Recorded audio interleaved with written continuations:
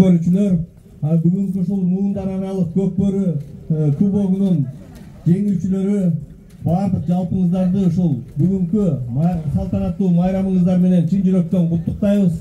Кудай буйрса мынакей Ак Кула ат майданынын түбү түптөлүп келатат.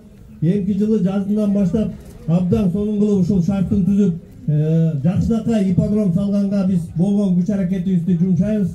Планыбызда жакшынакай кылып ушул жерде 220 гектар жер, абдан чоң, уш жерге бир жакшынакай бир улутубуздун намысы болгон ушул көкбөрү оюну үчүн абдан сонун бир ордо куралы деген ниетибиз бар. Пландар бүт баары, проектлери даяр. Азыркы учурда баягы убактылуу автовокзал кылып алдын түзүп аткан менен ушул стоянкалардын баары ушул көкбөрүнүн Ак Куланын кызматында болот. Бардыгыңыздарга чын жүрөктөн бүгүнкү майрамыңыздар менен куттуктайм.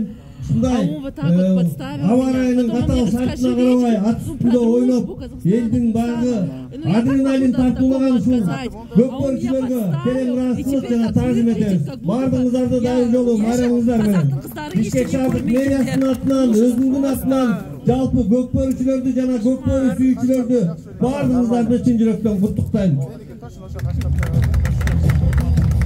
Ырзалиев Жамалбек Самарбекович, чоң рахмат. Оозуңузга май, сизге дем, күч кубат. Алланын жакшы бир мынандай мээрим ичип, мына ошол иш алкакта чогуу эл журт менен бирге бололу.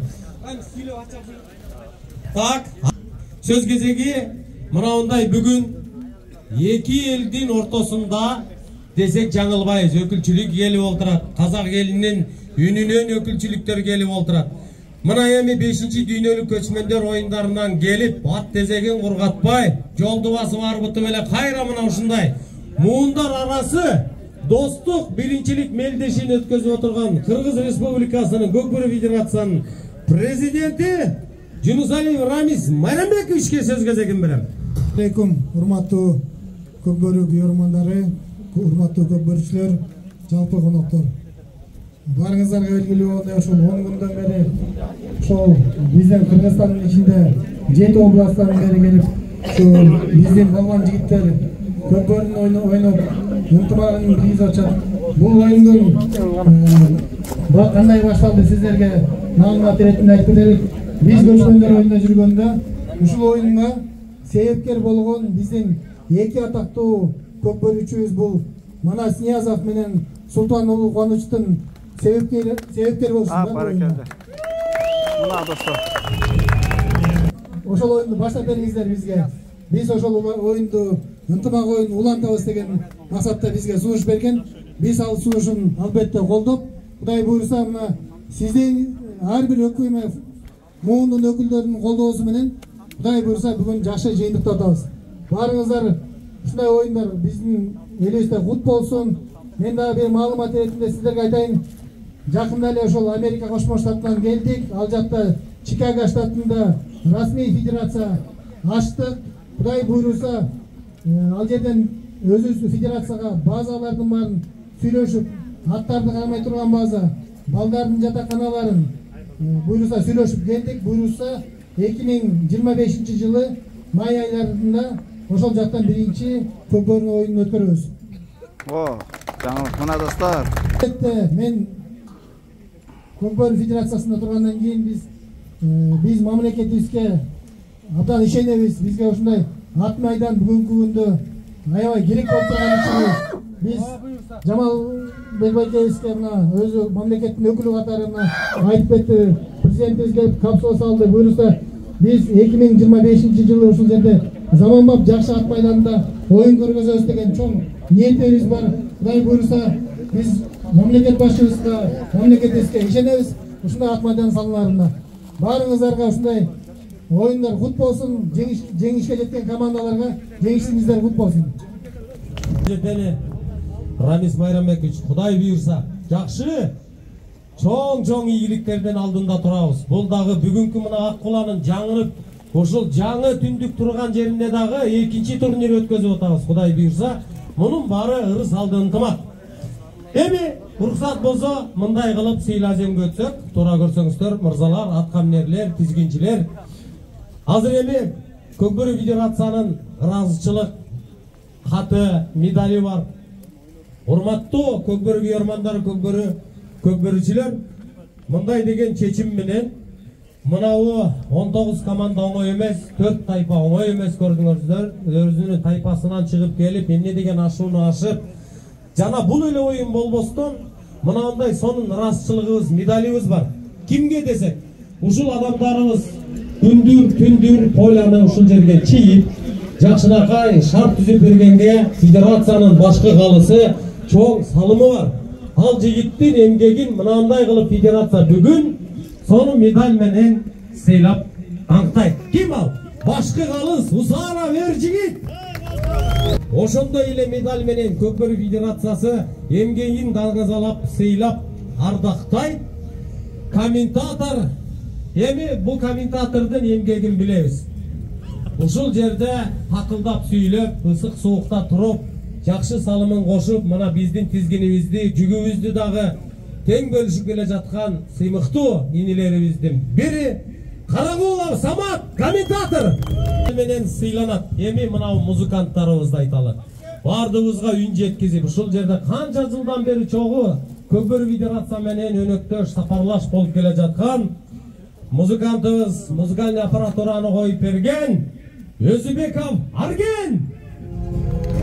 Арген кайсы иштерде Рамис Майрамбекович чоң команда менен өзүбүздүн Көкбөрү KG расмий YouTube каналын ачып, сонун элге түз эфир тартуулап берип атабыз.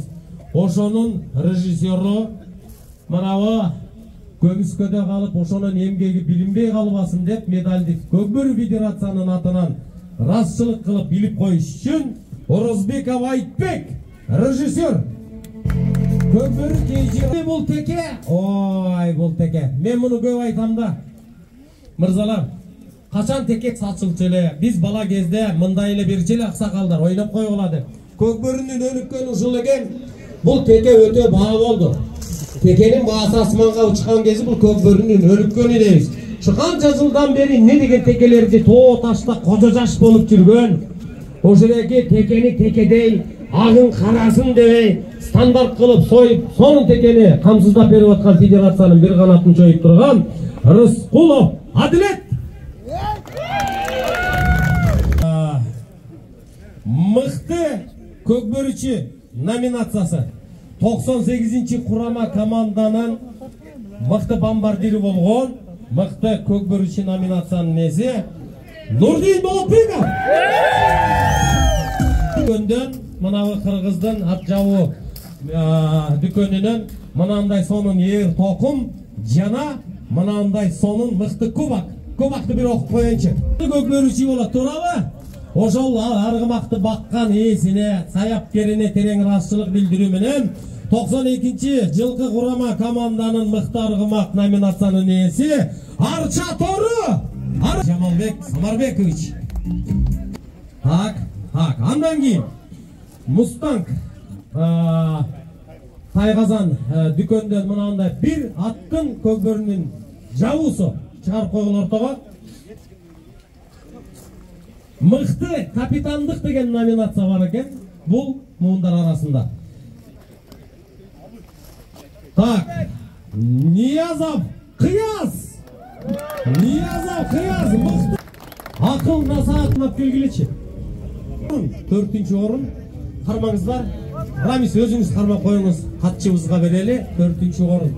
1987 жылкы курама команда республика масштабында биринчилик достук ынтымак мелдешинде 19 команданын арасынан 4 тайпадан маңдай тер таманакы менен 50.000 сом менен федерация сыйлайт. 87 жылкы муундар арасы курама команда. Так, 19 команданын арасынан мынандай суурулуп чыгып, 3-чү орунду толук багындырып алган республика биринчилигинде 2004 жылкы курама команда медаль менен муундар арасы достук ынтымагы биринчиликте 92 жылкы курама команда. Орго чай кайнатчу не деген кубок мынау? Карагылачы, күмүш кубок болгондо да. Так, федерациянын президенти Жунусалиев Рамис Майрамбекович өзү кубокты кармады. Бишкек шаарыбыздын мэринин орун басары Жамалбек Самарбекович сертификат 300 000 сом медальды кармады. Так, 19 команда республикалык биринчилик достук мелдеште 19 командадан биринчи орунду ээлеп алгандыгы үчүн 1998 жылкы курама команда 300 000 сом кубок жана медаль. Федерациясынын жалпы жамааты, Кудай буюрса, урматтуу президентибиз Садыр Нуркожоевич кайсыл жерге мезгил кутусун салган болсо, ошол иш сөзсүз түрдө аягына чыгат. Ипподром Аккуладагы Кудай буюрса алдыңкы эң жакшы ипподром болот деп ишендирип кете алабыз. Бардыгыңыздарга терең ыраазычылык. Жок, Жамалбек байке катышып кетпей тышкары дагы мына көкбөрүчү балдарыбыз үйлөнүп атат, кулду куруп атат. Биз ошого ортоктош бололу деп Алы деген аты өзү мыкты. Так, ал экен. Жоготпо. Чыгар.